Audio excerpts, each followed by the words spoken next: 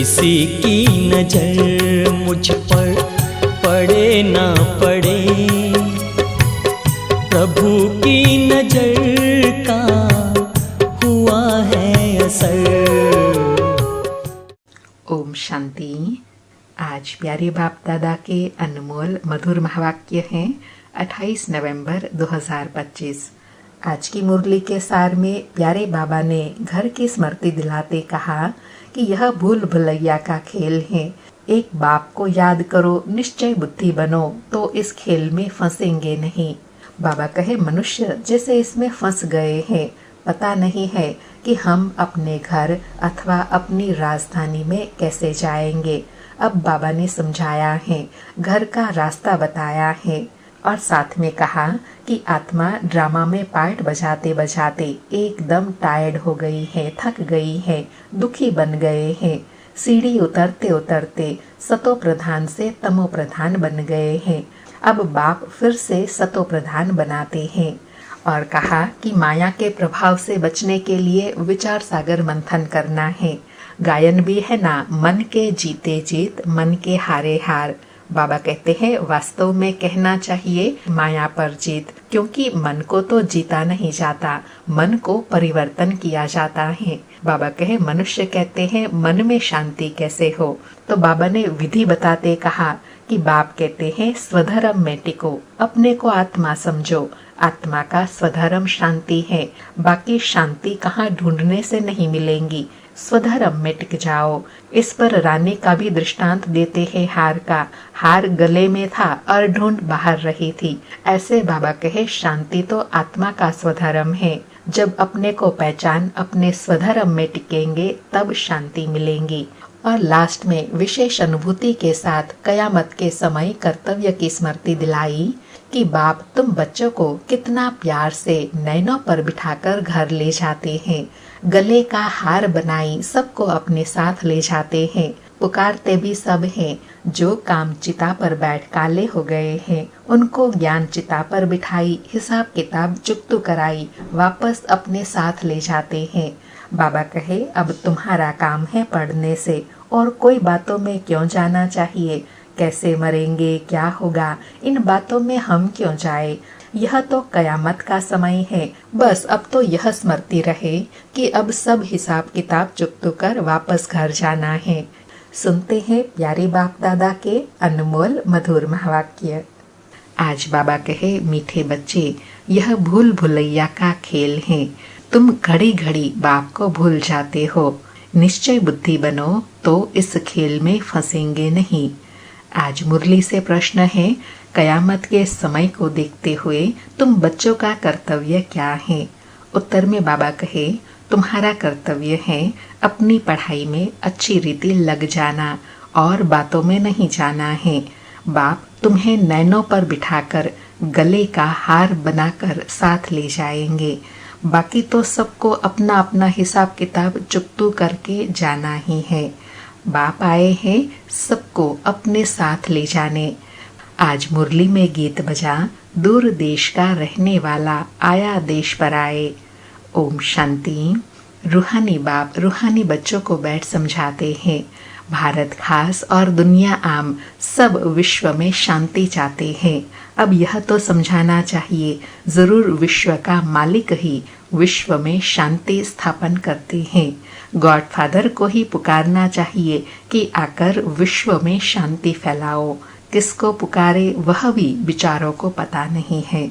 बाबा कहे सारे विश्व की बात है ना, सारे विश्व में शांति चाहते हैं। अब शांति का धाम तो अलग है, जहाँ बाप और आप आत्माएं रहती हैं। यह भी बेहद का बाप ही समझाते हैं। अब इस दुनिया में तो ढेर के ढेर मनुष्य हैं, अनेक धर्म हैं। कहते हैं एक धर्म हो जाए, सब धर्म मिलकर एक तो हो नहीं सकते। त्रिमूर्ति की महिमा भी है, त्रिमूर्ति के चित्र बहुत रखते हैं। यह भी जानते हैं ब्रह्मा द्वारा स्थापना किसकी, सिर्फ शांति की थोड़े ही होंगी। अर्थात स्वयं भगवान आकर विश्व में शांति स्थापन करते हैं, परिवर्तन करते हैं, तो सिर्फ शांति तो नहीं होंगी। बाबा कहे सुख और शांति की स्थापना होती है। इस भारत में ही 5000 वर्ष पहले जब इनका लक्ष्मी नारायण का राज्य था तो जरूर बाकी सब जीव आत्माएं जीव को छोड़ अपने घर गई होंगी, अर्थात शरीर छोड़ अपने घर गई होंगी। अब चाहते हैं एक धर्म, एक राज्य, एक भाषा।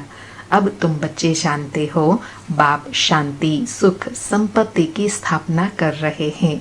एक राज्य भी जरूर यहाँ ही होगा ना।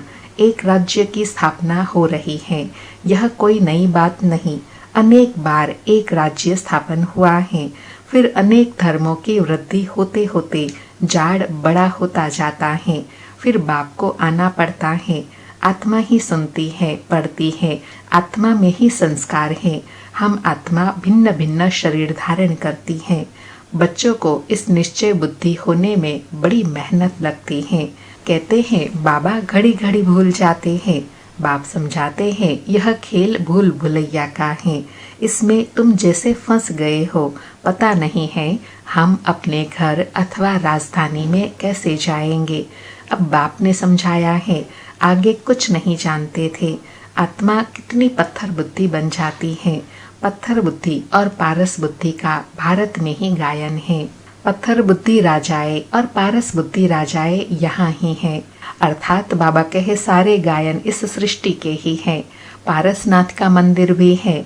अभी तुम जानते हो हम आत्माएं कहाँ से आई है पार्ट बजाने। आगे तो कुछ भी नहीं जानते थे। इनको कहते हैं कांटों का जंगल। यह सारी दुनिया कांटों का जंगल है। फूलों के बगीचे को आग लगी ऐसा कभी सुना नहीं होगा। हमेशा जंगल को आग लगती है। यह भी जंगल है, इनको आग लगनी जरूर है। भंभोर को आग लगनी है। इस सारी दुनिया को ही भंभोर कहा जाता है। बाबा ने कितना गुह्य रीति स्पष्ट किया। बाबा कहे बगीचे को कभी आग नहीं लगती है, जब सूख जाता है तब आग लगती है। तो हरा भरा बगीचा अर्थात दिव्य गुणों से सजी सजाई दुनिया, उसमें कभी दुख शांति हो नहीं सकती। जब सूख जाते हैं अर्थात सारी दुनिया दिव्य गुण सूख जाते हैं तब आग लगती है, जिसको ही भंभोर कहा जाता है। बाबा कहे अभी तुम बच्चों ने बाप को जाना है। सन्मुख बैठे हो, जो गाते थे तुम ही से बैठूं, तुम ही से खाऊं, तुम ही संग प्रीत निभाऊं। बाबा कहे वह सब कुछ हो रहा है। भगवान वाच तो जरूर पढ़ेंगे ना। भगवान वाच बच्चों प्रति ही होगा ना। तुम जानते हो भगवान पढ़ाते हैं। भगवान कौन है? निराकार शिव को ही कहेंगे। भगवान शिव की पूजा भी यहाँ होती है। सतयुग में पूजा आदि होती नहीं, याद भी नहीं करते। भक्तों को सतयुग की राजधानी का फल मिलता है। बाबा कहे जब फल मिल जाता है तो फिर वहाँ याद नहीं करते। तुम जानते हो हमने सबसे जास्ती भक्ति की है, इसलिए हम ही पहले पहले बाप के पास आए हैं, फिर हम ही राजधानी में आएंगे। तो बच्चों को पूरा पुरुषार्थ करना चाहिए नई दुनिया में ऊंच पद पाने। बच्चों की दिल होती है अब हम जल्दी नए घर में जाए। शुरू में ही नया घर होगा, फिर पुराना होता जाएगा। जो बाबा हमेशा कहते हैं ना, एक दिन होने के बाद भी पुराना ही कहेंगे ना। तो पुरुषार्थ ऐसा करना है जो 111 से स्टार्ट हो तब हम पहुँचे। बाबा कहे घर में बच्चों की वृद्धि होती जाती है। पुत्र पौत्रे पर पोत्रे वह तो पुराने घर में आएंगे ना। कहेंगे हमारा दादा पर दादा का यह मकान है। पीछे आने वाले भी बहुत होते हैं ना। जितना जोर से पुरुषार्थ करेंगे तो पहले नए घर में आएंगे। पुरुषार्थ की युक्ति बाप बहुत सहज समझाते हैं। भक्ति में भी पुरुषार्थ करते हैं ना। बहुत भक्ति करने वाले का नाम बाला होता है। कई भक्तों की स्टैंप भी निकालते हैं। ज्ञान की माला का तो कोई को पता नहीं है। पहले पहले है ज्ञान, पीछे है भक्ति। यह तुम बच्चों की बुद्धि में है। आधा समय है ज्ञान, सतयुग त्रेता। अभी तुम बच्चे नॉलेजफुल बनते जाते हो। टीचर सदैव फुल नॉलेज वाले होते हैं। स्टूडेंट में नंबर वार मार्क्स उठाते हैं। यह है बेहद का टीचर। तुम हो बेहद के स्टूडेंट। स्टूडेंट तो नंबर वार ही पास होंगे, जैसे कल्प पहले हुए हैं। बाप समझाते हैं तुमने ही 84 जन्म लिए हैं। 84 जन्मों में 84 टीचर्स होते हैं। बाबा कहे पुनर्जन्म तो जरूर लेना ही है। पहले जरूर सतो प्रधान दुनिया होंगी, फिर पुरानी तमो प्रधान दुनिया होती है। मनुष्य भी तमो प्रधान होंगे ना, झाड़ भी पहले नया सतो प्रधान होता है। नए पत्ते बहुत अच्छे अच्छे होते हैं। यह तो बेहद का झाड़ है, ढेर धर्म है। तुम्हारी बुद्धि अब बेहद तरफ जाएंगी। कितना बड़ा झाड़ है। पहले पहले आदि सनातन देवी देवता धर्म ही होगा, फिर वैरायटी धर्म आएंगे। तुमने ही 84 वैरायटी जन्म लिए हैं, वह भी अविनाशी है। तुम जानते हो कल्प कल्प 84 का चक्र हम फिरते रहते हैं। 84 के चक्र में हम ही आते हैं। 84 लाख जन्म कोई मनुष्य की आत्मा नहीं लेती है। वह तो वैरायटी जानवर आदि ढेर हैं, उनकी कोई गिनती भी नहीं कर सकते। मनुष्यों की आत्मा ने 84 जन्म लिए हैं, तो यह पार्ट बजाते बजाते एकदम जैसे टायर्ड हो गए हैं, अर्थात थक गए हैं, दुखी बन गए हैं। सीढ़ी उतरते उतरते सतो प्रधान से तमो प्रधान बन गए हैं। बाप फिर तमो प्रधान से सतो प्रधान बनाते हैं। मनुष्य तो ऐसे कह देते हैं, सारे विश्व में शांति कैसे हो। समझते नहीं कि विश्व में शांति कब थी। बाप कहते हैं, तुम्हारे घर में तो चित्र रखे हैं ना, इनका राज्य था लक्ष्मी नारायण का, तो सारे विश्व में शांति थी। उनको स्वर्ग कहा जाता है। नई दुनिया को ही हेवन गोल्डन एज कहा जाता है। अभी ये पुरानी दुनिया बदलनी है। अब राजधानी स्थापन हो रही है। विश्व में राज्य तो इनका ही लक्ष्मी नारायण का था। लक्ष्मी नारायण के मंदिर में बहुत मनुष्य जाते हैं। यह कोई थोड़े ही किसी को बुद्धि में है कि यह भारत के मालिक थे। इनके राज्य में जरूर सुख शांति थी। बाबा कहे 5000 वर्ष की बात है जब इनका राज्य था। आधा कल्प के बाद पुरानी दुनिया कहा जाता है। इसलिए धंधे आदि वाले स्वास्तिका रखते हैं चौपड़े में। उनका भी अर्थ है ना, वह तो गणेश कह देते हैं। अर्थात स्वास्तिका को भी कई लोग गणेश कहते हैं। गणेश को फिर विघ्न विनाशक देवता समझते हैं। स्वास्तिका में पूरे 4 भाग होते हैं। यह सब है भक्ति मार्ग। अभी दिवाली मनाते हैं। वास्तव में सच्ची सच्ची दिवाली याद की यात्रा ही है, जिससे आत्मा की ज्योति 21 जन्मों के लिए जग जाती है। बहुत कमाई होती है। बाबा अंडरलाइन करा रहे हैं कि सच्ची सच्ची दिवाली याद की यात्रा ही है, जिससे आत्मा की ज्योति 21 जन्मों के लिए जग जाती है। बाबा कहे तुम बच्चों को बहुत खुशी होनी चाहिए। अभी तुम्हारा नया खाता शुरू होता है। नई दुनिया के लिए 21 जन्मों के लिए अभी खाता जमा करना है। नया साल शुरू होने वाला है, तो बाबा पहले से ही अटेंशन दिला रहे हैं कि तुम बच्चों को नया खाता शुरू करना है। वो चौपड़े में नया खाता शुरू करते हैं और तुम बच्चे फिर नई दुनिया का खाता शुरू करते हो। अब बाप बच्चों को समझाते हैं, अपने को आत्मा समझ सुन रहे हो। आत्मा समझकर सुनेंगे तो खुशी भी होंगी। बाप हमको पढ़ाते हैं। बाबा कहे आत्मिक स्थिति में रहेंगे तो पढ़ाई पढ़ते हुए भी बहुत खुशी बनी रहेंगी कि हमें स्वयं भगवान पढ़ाते हैं। भगवान उवाच भी है ना, भगवान तो एक ही होता है। जरूर वह आकर शरीर लेता होगा, तब भगवान उवाच कहा जाता है। यह भी किसी को पता नहीं है। तब तो नेति नेति करते आए हैं। कहते भी हैं वह परम पिता परमात्मा है, फिर कह देते हम नहीं जानते। कहते भी हैं शिव बाबा, ब्रह्मा को भी बाबा कहते हैं, विष्णु को कभी बाबा नहीं कहेंगे। प्रजापिता तो बाबा ठहरा ना, अर्थात सभी प्रजा का पिता उनको बाबा कहेंगे ना। तुम हो बीके, प्रजापिता नाम न होने से समझते नहीं हैं। इतने ढेर बीके हैं तो जरूर प्रजापिता ही होगा, इसलिए प्रजापिता अक्षर जरूर डालो तो समझेंगे प्रजापिता तो हमारा ही बाप ठहरा। नई सृष्टि जरूर प्रजापिता द्वारा ही रची जाती है। हम आत्माएं भाई भाई हैं, फिर शरीर धारण कर भाई बहन हो जाते हैं। बाप के बच्चे तो अविनाशी हैं, फिर साकार में भाई बहन चाहिए। अर्थात बाबा कहे तुम तो अविनाशी मेरे बच्चे सदा से ही हो, लेकिन शरीर में आते हो तो भाई बहन बनते हो। तो नाम है प्रजापिता ब्रह्मा, परंतु ब्रह्मा को कोई हम याद नहीं करते। याद लौकिक को करते और पारलौकिक को करते हैं। प्रजापिता ब्रह्मा को कोई याद नहीं करते। दुख में बाप का सिमरण करते हैं, ब्रह्मा का नहीं। कहेंगे हे भगवान, हे ब्रह्मा नहीं कहेंगे। सुख में तो किसी को भी याद नहीं करते हैं। वहाँ सतयुग में सुख ही सुख है, यह भी किसी को पता नहीं है। तुम जानते हो इस समय है 3 पिता। भक्ति मार्ग में लौकिक और पारलौकिक बाप को याद करते हैं, लेकिन बाबा कहे संगम पर 3 पिता होते हैं। सतयुग में सिर्फ लौकिक बाप को याद करते हैं, संगम पर तीनों को याद करते हैं। लौकिक भी है, परंतु जानते हैं वह हद का बाप, उनसे हद का वर्षा मिलता है। अभी हमको बेहद का बाप मिला है, जिससे बेहद का वर्षा मिलता है। यह समझ की बात है। अब बेहद का बाप आए हैं ब्रह्मा के तन में, हम बच्चों को बेहद का सुख देने, उनका बनने से हम बेहद का वर्षा पाते हैं। यह जैसे दादे का वर्षा मिलता है ब्रह्मा द्वारा, क्योंकि ब्रह्मा प्रजापिता हो गए, उनका भी पिता शिव बाबा, तो हमारे लिए दादा हो गया ना। तो दादे से पुत्रों को वर्षा मिलता है। वह बाप कहते हैं वर्षा तुमको मैं देता हूँ, पढ़ाता मैं हूँ, ज्ञान मेरे पास है। बाकी न मनुष्य में ज्ञान है न देवताओं में, ज्ञान है मेरे में, जो मैं तुम बच्चों को देता हूँ। यह है रूहानी ज्ञान।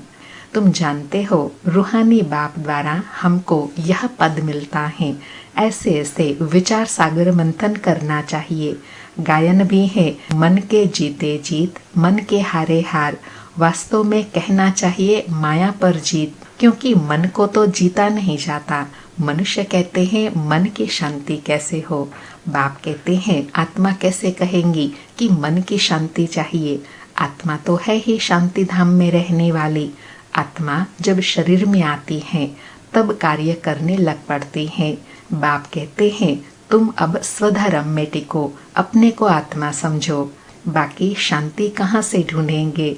बाबा कहे शांति चाहते हैं ना, तो अपने आत्मिक स्वधर्म में टिक जाओ तो शांति मिलेंगी। बाबा कहे इस पर रानी का भी दृष्टांत है हार का। सन्यासी दृष्टांत देते हैं और फिर खुद जंगल में जाकर शांति ढूंढते हैं। बाप कहते हैं कि आत्मा का स्वधर्म ही शांति है। शांति धाम तुम्हारा घर है, जहाँ से पार्ट बजाने तुम आते हो। शरीर से फिर कर्म करना पड़ता है। शरीर से अलग होने से सन्नाटा हो जाता है। आत्मा ने जाकर दूसरा शरीर लिया, फिर चिंता क्यों करनी चाहिए, वापस थोड़े ही आएंगे। परंतु मोह सताता है। वहाँ सतयुग में तुमको मोह नहीं सताएगा। वहाँ 5 विकार होते ही नहीं। सतयुग में रावण राज्य ही नहीं, वह है राम राज्य। हमेशा रावण राज्य हो तो फिर मनुष्य थक जाए, कभी सुख देख न सके। बाबा ने कितनी गुह्य बात बताई कि हमेशा ही एक समय नहीं चलता, नहीं तो मनुष्य थक जाए। इसलिए बाबा कहे आधा आधा है, आधा समय राम राज्य, आधा समय रावण राज्य। बाबा कहे अभी तुम आस्तिक बने हो और त्रिकालदर्शी भी बने हो। मनुष्य बाप को नहीं जानते, इसलिए नास्तिक कहा जाता है। अभी तुम बच्चे जानते हो यह शास्त्र आदि जो पास्ट हो चुके हैं वह सब है भक्ति मार्ग। अभी तुम हो ज्ञान मार्ग में। बाप तुम बच्चों को कितना प्यार से नैनों पर बिठाकर ले जाते हैं। गले का हार बनाई सबको ले जाता हूँ, पुकारते भी सब हैं। बाबा कहे सबने पुकारा है ना, तो मैं बहुत प्यार से तुम बच्चों को अपने साथ ले जाता हूँ। कैसे ले जाते हैं? नैनों पर बिठाकर, गले का हार बनाकर। बाबा कहे जो काम चिता पर बैठ काले हो गए हैं उनको ज्ञान चिता पर बिठाई, हिसाब किताब चुकतू कराई, वापस ले जाते हैं। अब तुम्हारा काम है पढ़ने से, और बातों में क्या जाना है। कैसे मरेंगे, क्या होगा, इन बातों में हम क्यों जाए। यह तो कयामत का समय है, सब हिसाब किताब चुकतू कर वापस चले जाएंगे। तो बाबा कहे जो मेन बात है, जिनसे सर्व प्राप्तियां हैं, वह करनी है, और वह है एक बाबा की याद। बाबा कहे यह बेहद के ड्रामा का राज तुम बच्चों की बुद्धि में है और कोई नहीं जानते। बच्चे जानते हैं हम बाबा के पास कल्प कल्प आते हैं बेहद का वर्षा लेने। हम जीव की आत्माएं हैं, बाबा ने भी देह में आकर प्रवेश किया है। बाबा कहे तुम्हारे लिए मैं भी देह का आधार लेता हूँ। बाप कहते हैं मैं साधारण तन में आता हूँ, इनको भी बैठ समझाता हूँ कि तुम अपने जन्मों को नहीं जानते हो और कोई ऐसा कह न सके कि बच्चों देही अभिमानी बनो, बाप को याद करो। अच्छा, मीठे मीठे सिक्के लधे बच्चों प्रति माता पिता बाप दादा का याद प्यार और गुड मॉर्निंग। रूहानी बाप की रूहानी बच्चों को नमस्ते। हम रूहानी बच्चों की रूहानी माता पिता बाप दादा को याद प्यार गुड मॉर्निंग और नमस्ते नमस्ते। सारी मुरली से धारणा के लिए सार है। पहला पॉइंट, याद की यात्रा में रहकर सच्ची सच्ची दिवाली रोज मनानी है। अपना नया खाता 21 जन्मों के लिए जमा करना है। दूसरा पॉइंट, ड्रामा के राज को बुद्धि में रख पढ़ाई के सिवाय और किसी भी बात में नहीं जाना है। सब हिसाब किताब चुकता करने हैं। आज प्यारे सतगुरु ने वरदान दिया, रूहानियत की स्थिति द्वारा व्यर्थ बातों का स्टॉक खत्म करने वाले खुशी के खजाने से संपन्न भव। रूहानियत की स्थिति द्वारा व्यर्थ बातों का स्टॉक खत्म करने वाले खुशी के खजाने से संपन्न भव। स्पष्टीकरण है, रूहानियत की स्थिति द्वारा व्यर्थ बातों के स्टॉक को समाप्त करो, नहीं तो एक दो के अवगुणों का वर्णन करते बीमारी के जर्म्स वायुमंडल में फैलते रहेंगे। इससे वातावरण पावरफुल नहीं बनेगा। आपके पास अनेक भावों से अनेक आत्माएं आएंगी, लेकिन आपकी तरफ से शुभ भावना की बातें ही ले जाए। यह तब होगा जब स्वयं के पास खुशी की बातों का स्टॉक होगा। यदि दिल में किसी के प्रति कोई व्यर्थ बातें होंगी तो जहाँ बातें हैं वहाँ बाप नहीं पाप हैं। बाबा ने रूहानियत की स्थिति में स्थित होकर सेवा करने के लिए बताया, व्यर्थ बातों को समाप्त करना है। व्यर्थ होगा तो वायुमंडल पॉल्यूटेड हो जाएगा, जिसमें फिर आने वाली आत्माएं वो रूहानियत की स्थिति का अनुभव नहीं कर पाएंगी।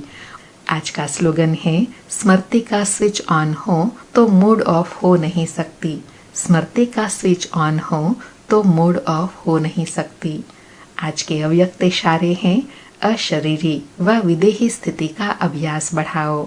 आज का अभ्यास है, जितना जो बिजी है उतना ही उसको बीच बीच में यह अभ्यास करना जरूरी है। फिर सेवा में जो कभी कभी थकावट होती है, कभी कुछ न कुछ आपस में हलचल हो जाती है, वह नहीं होंगी। 1 सेकंड में न्यारे होने का अभ्यास होगा तो कोई भी बात हुई 1 सेकंड में अपने अभ्यास से इन बातों से दूर हो जाएंगे। सोचा और हुआ, युद्ध नहीं करनी पड़ेंगी। अर्थात विदेही स्थिति इतनी पावरफुल है जो संकल्पों पर व्यर्थ बातों पर पावरफुल ब्रेक लगेगा, जिससे सब बातों से सहज न्यारा हो जाएंगे। जो सोचा वैसी स्थिति बन जाएंगी। अच्छा, ओम शांति। शुक्रिया बाबा, शुक्रिया।